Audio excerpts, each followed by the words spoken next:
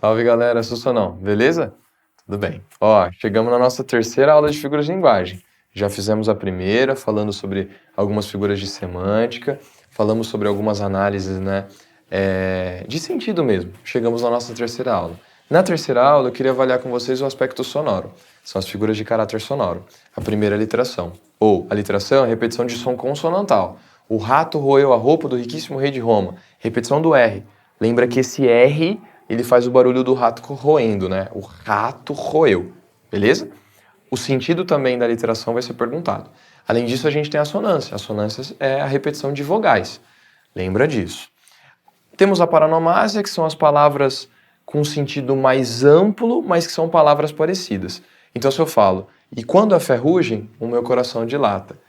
É quando a fé ruge e o meu coração dilata. Parece igual quando a gente escuta, mas na escrita é diferente.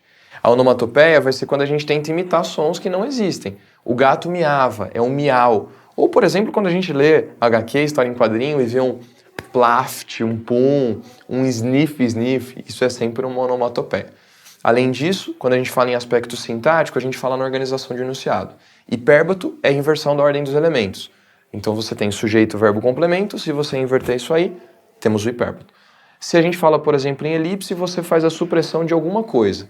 A vida, um grande jogo. Você suprimiu nessa frase o verbo ser. Se eu falo em zeugma, eu vou fazer a elipse de algo que já foi mencionado.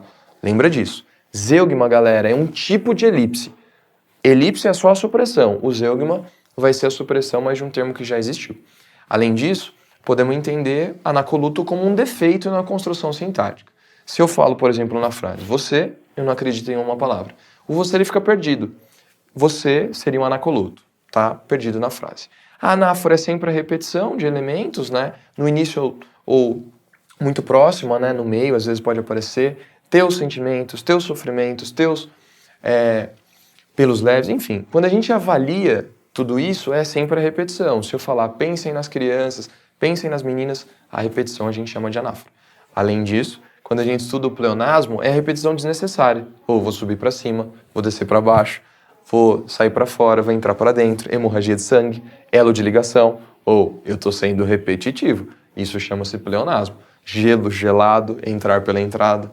Ou não dá, você só entra pela entrada. Beleza? Além disso, existe o quiasmo. Quiasmo, o nome é estranho, mas é quando forma um X. Por exemplo, se eu falo no meio do caminho tinha uma pedra, ou tinha uma pedra desce, no meio do caminho desce para o outro lado. Se formar um X, essa ordem for inversa, a gente chama de quiasmo. Dentro dessa nossa avaliação, era isso que a gente precisava conversar hoje. Valeu, galera. Obrigado.